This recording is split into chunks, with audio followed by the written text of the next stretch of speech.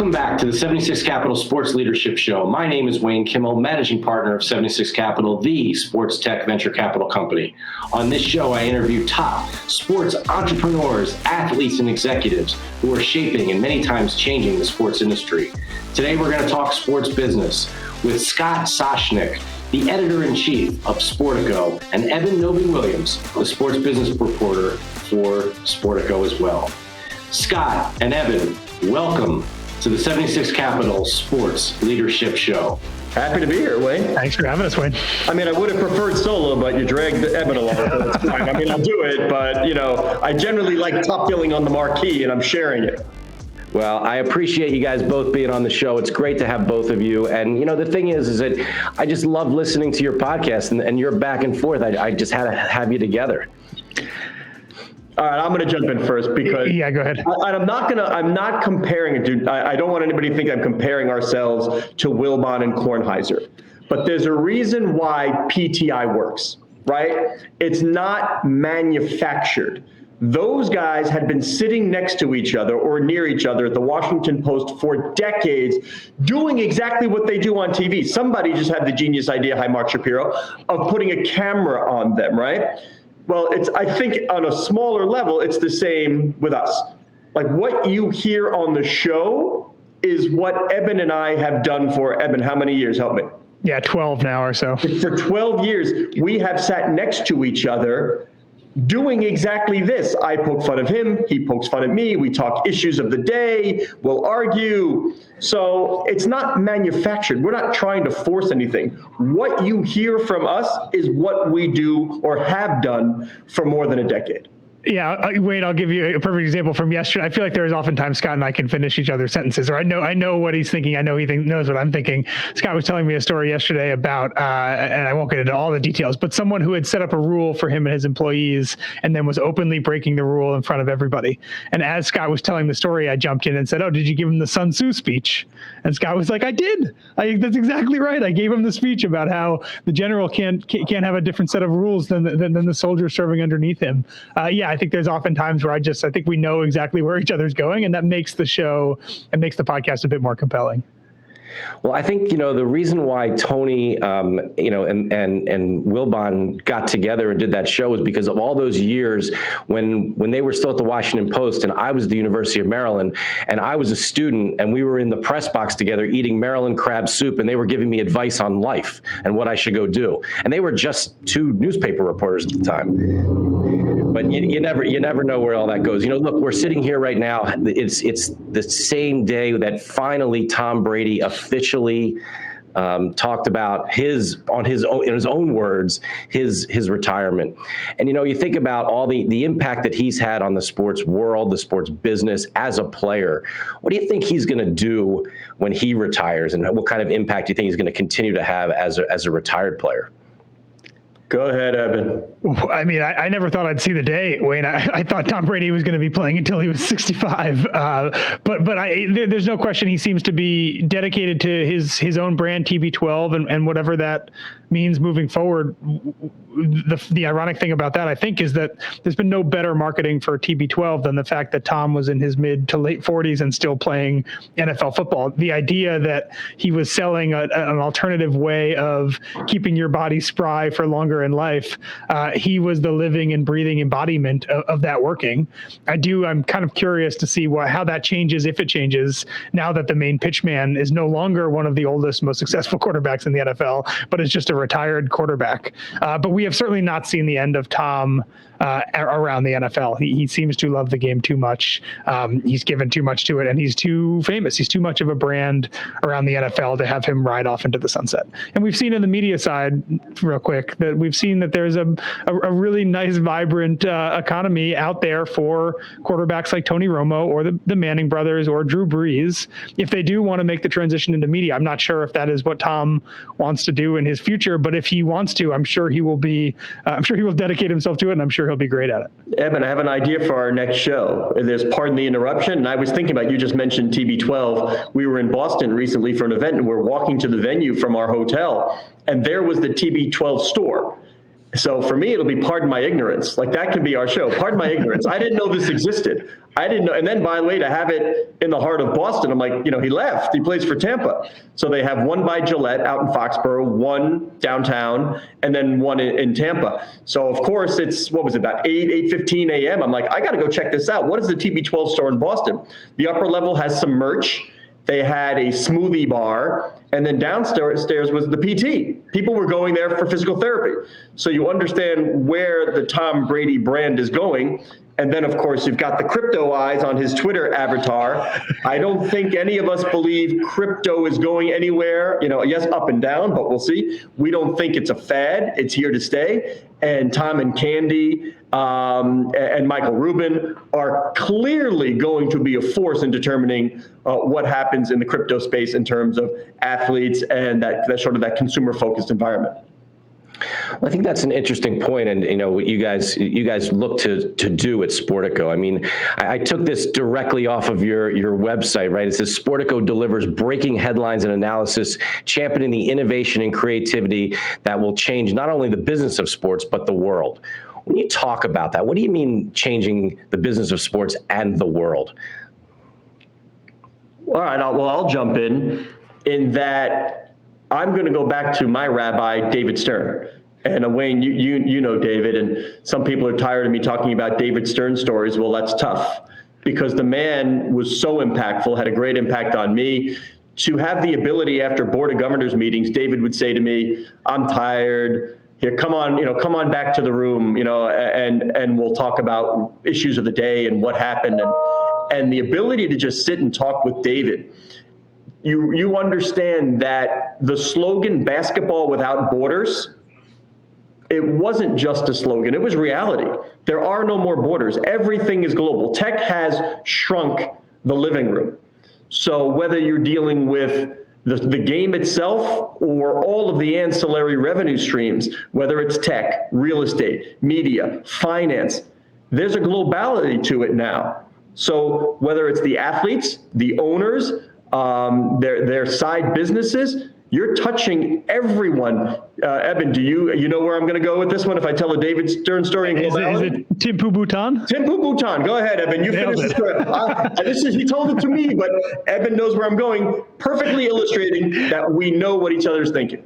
Yeah, it's funny. This was not a story that was told to me. I feel like I can even picture David Stern sitting there telling me the story, even though I never heard it. But I know that at one point, David was in Thimphu, Bhutan, which I assume is the capital, Scott. I have no idea. I can't name another city in Bhutan. Yeah, little one-stop-like town is how David described it. And he was in, it was an internet cafe, right? And yep. he was kind of walking by or walking through the cafe, and he saw people in the internet cafe looking up NBA highlights, watching NBA games, and realized, oh, I'm in the far reaches of really different, distant corner of the world, and the people here are doing what they can do to get their hands on NBA content. And it sounds like that was kind of his first. It was a redefining moment for him. There was a kid, and he looked over his shoulder. The kid was on the Kobe Bryant page, and he knew at that moment that something was about to change.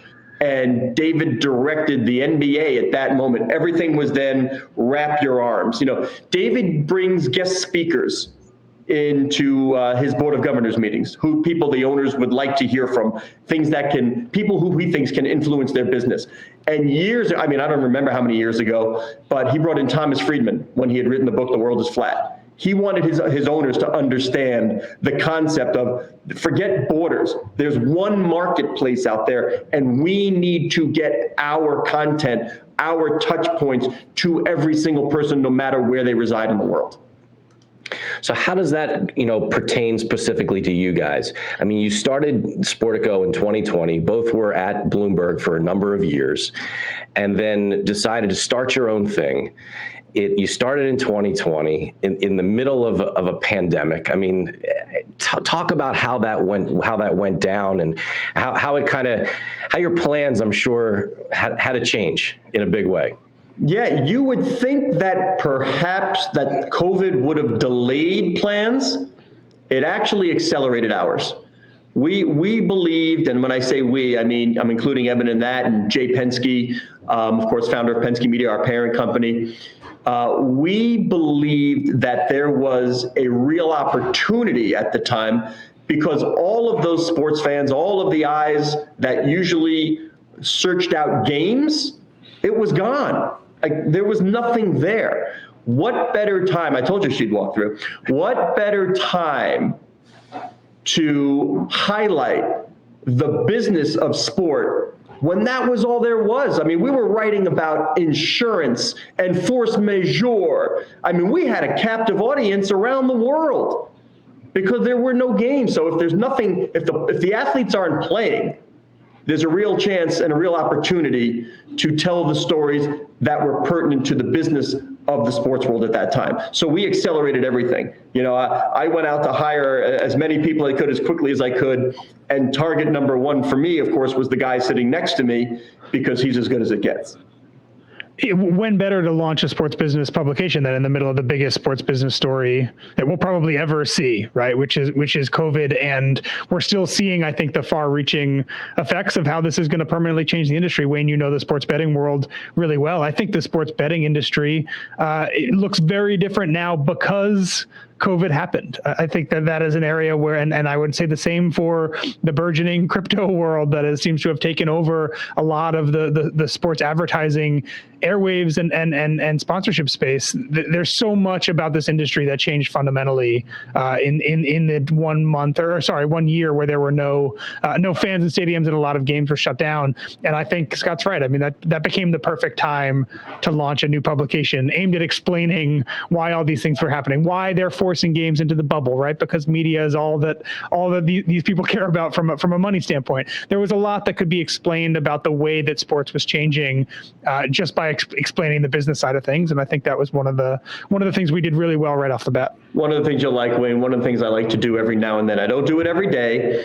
because there's so much data and analytics at our fingertips that I try not to use too many of the tools, because I think you can get lost in it instead of just focusing sort of on the macro.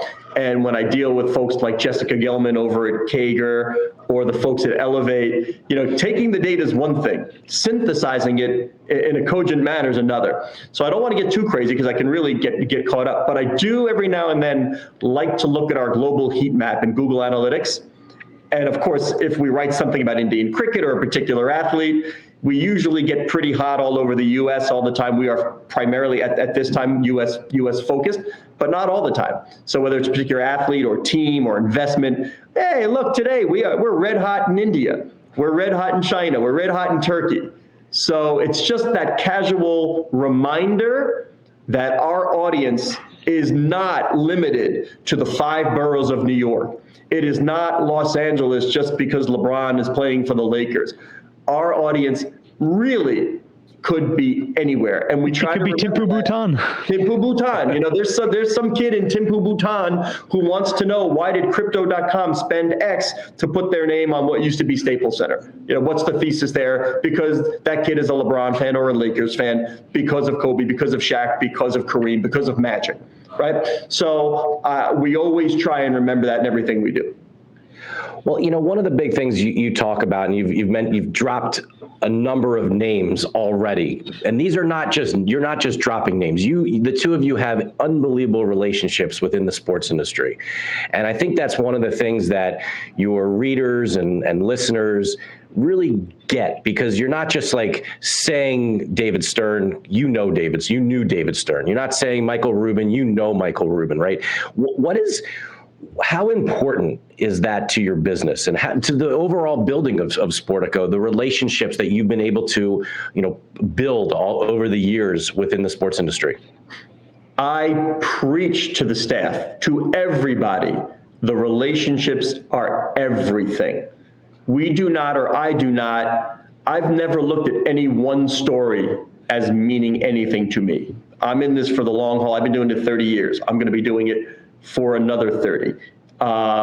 This really, the industry is made up of people. They're fascinating. If you don't like people, then don't go into this. You know, it means everything to us. And I want to talk to people when I don't need something from them. Like I'm always talking to the folks in my Rolodex. Sorry to use an old school term. A kid may not know what a Rolodex is, right? That really was a thing.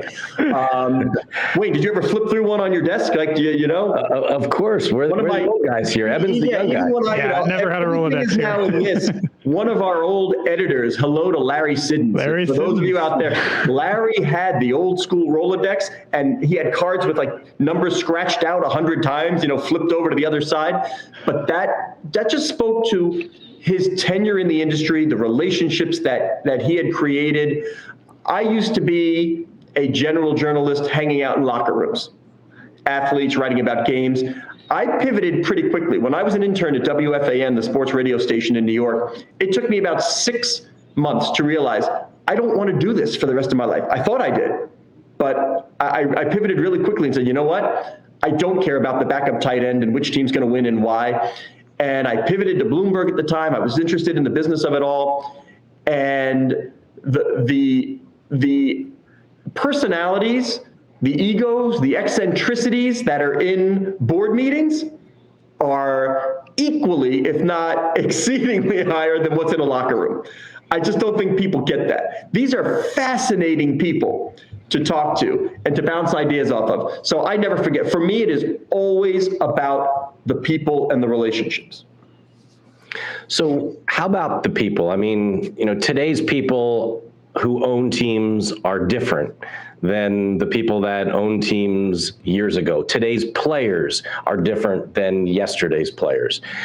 They think about different things. They look at the game differently. They think about technology differently. The world of crypto and the metaverse and NFTs and all these things that quite frankly would fly over the heads of the owners and players of the past are on the tips of the tongues of today's owners and players, and they totally understand what's happening and what's next. How does, when you report on the industry and you get the opportunity to talk with the players and the owners today, what has that change been like to see them, how they're thinking about the business of sports so differently than they used to? I think the easiest way to see that is look at how the NBA's business has changed in the past 15 years. As the makeup, as you say, Wayne, as the makeup of owners has changed, and we've had groups like Tom Gores, we have Wes Edens, we have Joe Lacob, we have Mark Lasry. The makeup of NBA owners has changed, and exactly the things that you're talking about have happened. The league has embraced new media strategies. It's embraced crypto. It's embraced NBA Top Shot and NFTs. I think you see kind of in the direction that leagues are going, particularly the NBA, because I think this new class of younger owners has really infiltrated the NBA in a way that it hasn't yet in a lot of other leagues. But I think you see that change happening, and I think it's one of the reasons why the NBA gets a lot of praise. Adam gets a lot of praise for being more proactive, for being more progressive, for being willing to try things business-wise that other leagues are not trying to do. I think that's largely because when he sits at owners meetings, he's looking around the table at 32 people, a lot of whom are private equity people or are Silicon Valley CEOs and chairmen, people like that are thinking about the world a little bit differently. I really think that when you look at the difference between, say, the NBA and the NFL, one of the massive differences in strategy comes just from the fact that the makeup of the people that are sitting in those owners meetings are fundamentally different in the NBA than it is in the NFL. Yeah. I mean, you left off like Josh Harris. These are platform companies now. They're not mom and pop. And all right, I said mom and pop, Eben. Where am I going? The Simpsons. I'm going to The Simpsons, right? Yeah. So here we go. Great. One of my favorite episodes, Wayne, in The Simpsons, and this is pre-sports, but really for me, gives you a nice picture of where the sports industry now is. Like Homer's walking into the hardware store, and there's a giant sign that says Mom and Pop Hardware, gigantic. And as he walks in, there's a little sign next to the door that says, now should I say it the right way or the wrong way? Yeah, I was going to say it the right way. See if I got it wrong for a long time. I've always told the story the way I remembered it, Wayne, in that it said, so you have Mom and Pop Hardware in giant letters, and then in a tiny little plaque, it said, a division of Global Dominance, Inc.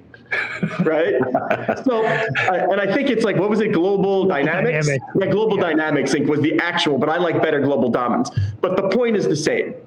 that there are these huge umbrella companies. It's not the mom and pop organization. I know we like to think of the Green Bay Packers as this fan-owned mom and pop, the folks own the team. If I can in my tenure before I'm done dispel the myth or the notion that these are just little mom and pop business that are there for the fan, I will think, well, I would have, not that I have the goal of destroying it. It's just if you're accurately reporting on the industry and what these teams are and how they operate, folks will have to wake up to the notion that these are mega platform global companies. That's all. Doing this job has essentially ruined all of the fandom inside me. I don't think I've worn a sports jersey in 10 years, and I don't think I probably ever will again. Yeah, that's exactly right, I think. I'm going to here. Here's one of my favorites, and I'm not going to name the team because I don't want to embarrass or get anybody angry at me here. But one particular stadium that I was at recently, they have sort of one of those Jumbotron things when the stoppage of play, right?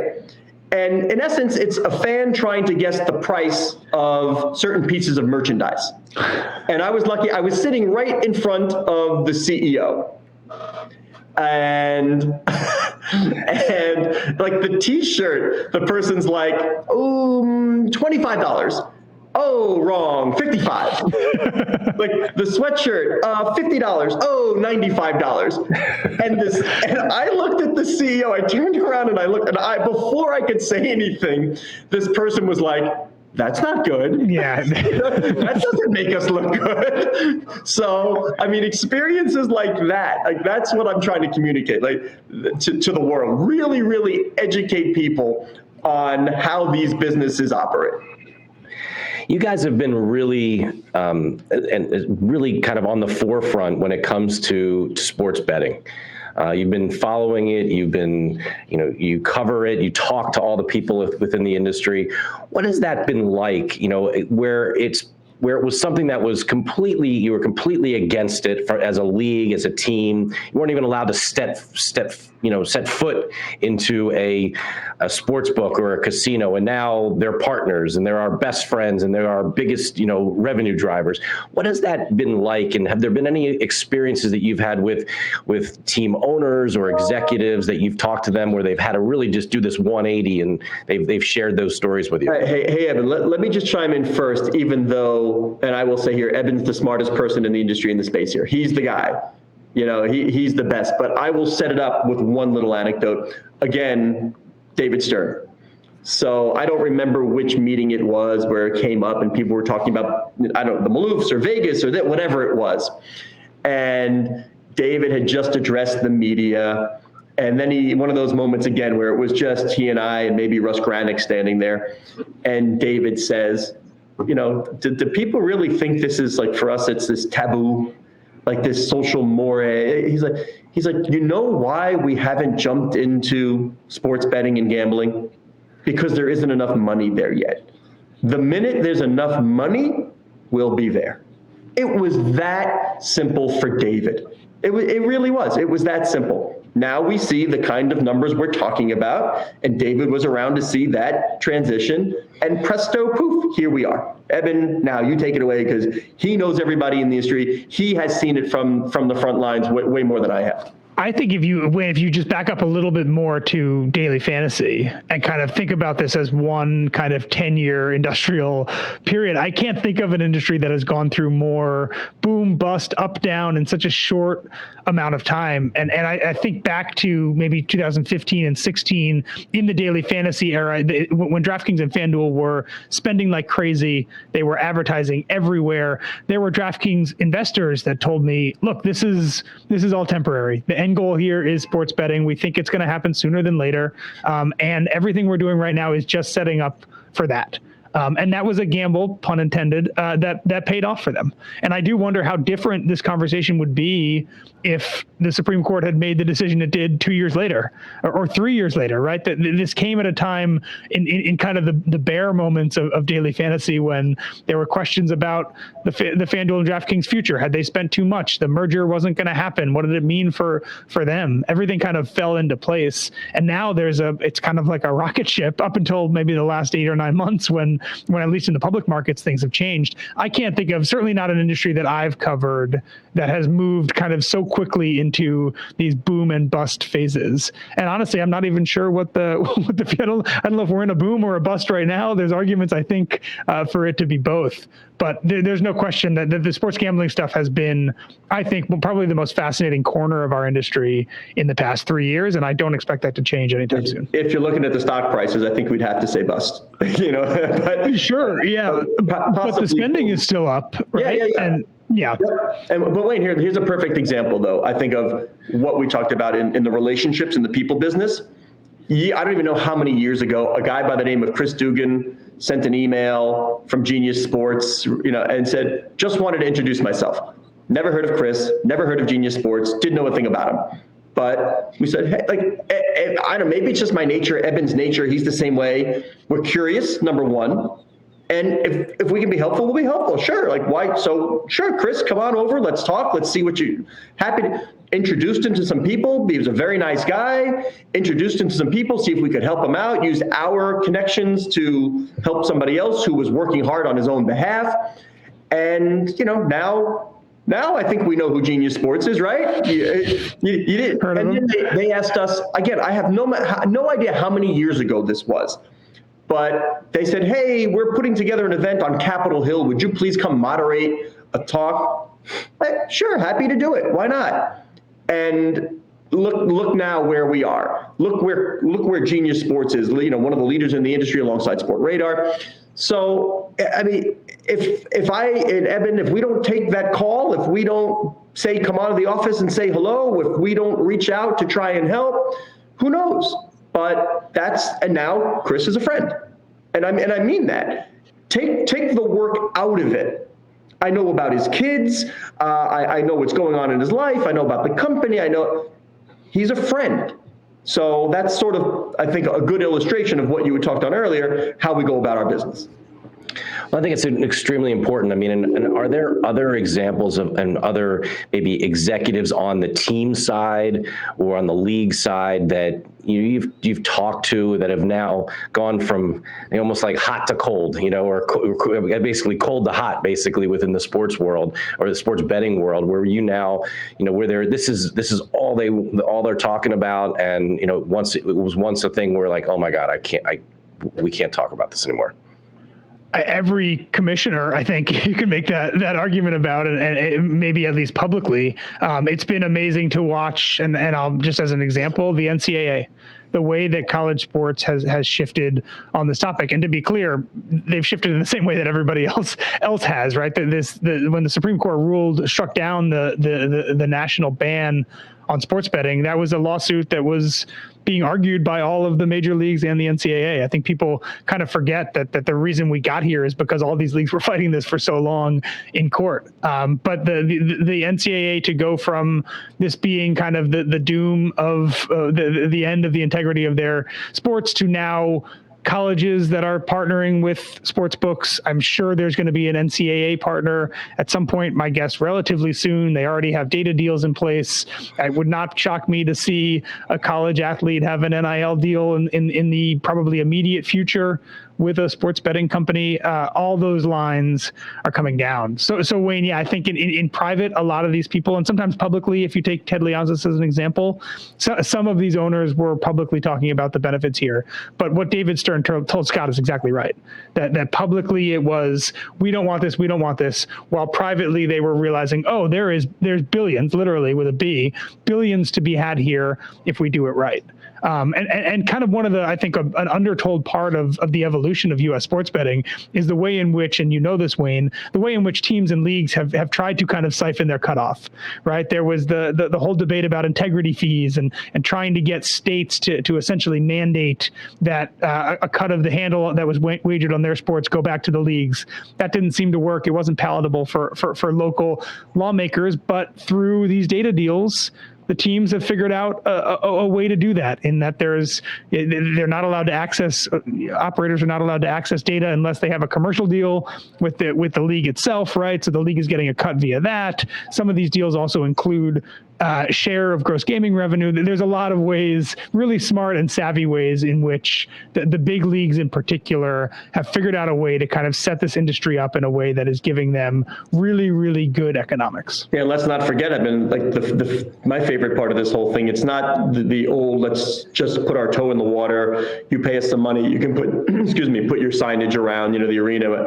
They're taking equity positions in these companies.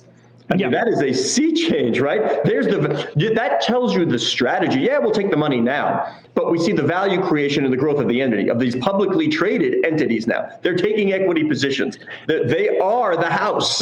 Think about where that is from before. And to show how much this industry has shifted, right? I won't say the league, but I know of a league, not a big four league, but something right below that, where they did a daily fantasy deal with DraftKings back in 2015.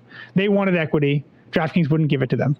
Flash forward 2 or 3 years in kind of the bare times of daily fantasy, DraftKings wanted to renew their deal, wanted to give them equity. They were like, actually, maybe we don't want equity.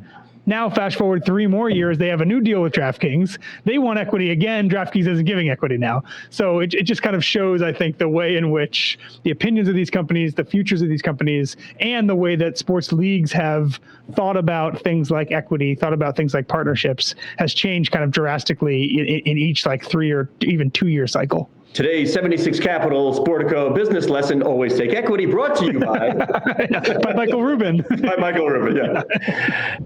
Well, as we wrap up, one of the last thing I want to ask you guys is really about thinking about what's next. And you guys write about that. You talk to the visionaries in the industry, the entrepreneurs themselves, the owners, the commissioners of the leagues.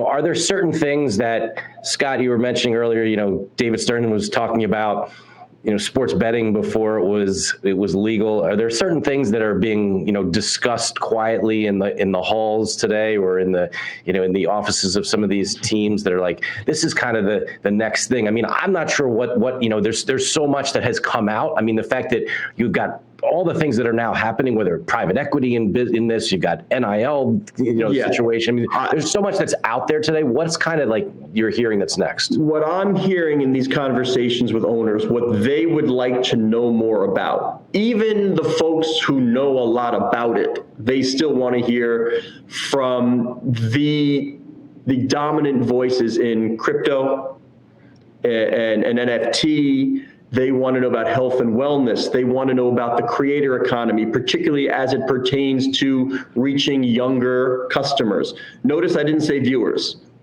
because they're viewed as customers. It's younger customers. And Eben, if I'm talking about younger customers, where am I going? Focus group of 1. My focus group of 1, my 12-year-old son. Yeah, I mean, I watch him and I watch his pals and how they utilize. The story I told recently, we were driving back from an ice hockey tournament. We have lots of hours in the car driving, and it was during the NFL playoff games. And I mean, this showed the divide. I was trying to show my son how to get to the AM on the radio so we could listen to the game. And maybe it was even on an FM station, what do I know? And what was his thought process? He's like, Dad, I'm sure somebody on TikTok is streaming the game. And within 60 seconds, he was watching the game live on a TikTok stream with another 15-year-old, by the way, and his teammates. So they're talking about it socially. And I love the fact that the kid who was streaming the game then put out a poll question to people watching. Is my commentary bothering you? Would you rather keep the commentary? I'll go with the group. And I'm like, this is unbelievable. This is what the sports leagues are trying to figure out. How do I reach these kids, these customers, and how do I separate them and their parents from their money? I'll add 2 things here, Wayne. One short term and one longer term. I think one of the biggest sports business stories of the next 6 months is going to be the Denver Broncos sale. And publicly, I think a lot of people say, oh, the NFL's business is booming. This is a top 15 value NFL franchise. This is going to be the biggest sale in sports league history. Behind the scenes, a lot of people are wondering, this is a really expensive team. It takes a lot of cash to buy a $4 billion NFL team, especially in the way that the NFL has built the ownership rules. And there are people out there wondering if this is going to be as vibrant, as competitive a sale process as a lot of people on the surface are thinking. So I think we're going to learn a lot in the next 6 months about, one, who among the ultra rich wants to own an NFL team. We're going to learn a lot about the way in which franchise valuations are soaring, and whether we could at some point hit a point where they are, NFL teams in particular, are just too big to sell in the way that the NFL wants to sell them, which is to ideally a single human being that has all of the cash ready to go up front. So the Broncos sale is going to be a massive one for us, and one in which I think that maybe the largely the public discourse about how this is going to be a massive competitive thing with Jeff Bezos bidding against pick your other billionaire Mark Zuckerberg, it may be not going to be as tidy as I think a lot of people think. And then secondarily, moving a little bit longer term, I think college sports is in for a massive, and when I say massive, I mean even bigger than we've seen in the past year, a massive sea change from a business perspective.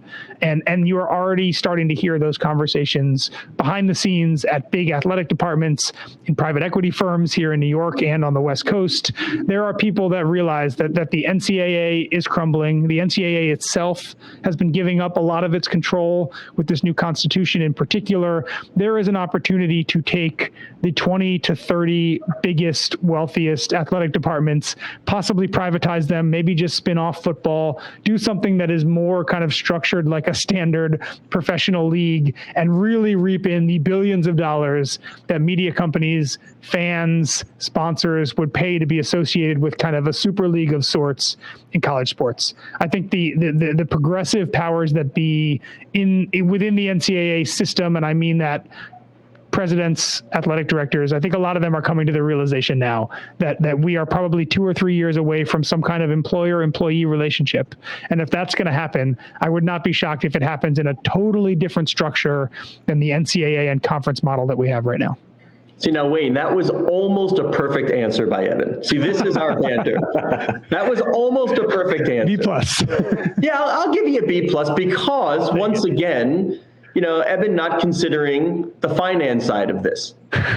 You have to tell the world, we have this great platform. Wayne is nice enough to have us on, and he doesn't say you can read all about it in the Sportico U newsletter, which is focused at that college group. We really believe that the young folks who are in college, who are focusing on sports media, sports business, law, whatever it may be, are right now and will continue to be an integral part of the community that we're trying to build. Like, sports business is a community of thought, just thought leadership.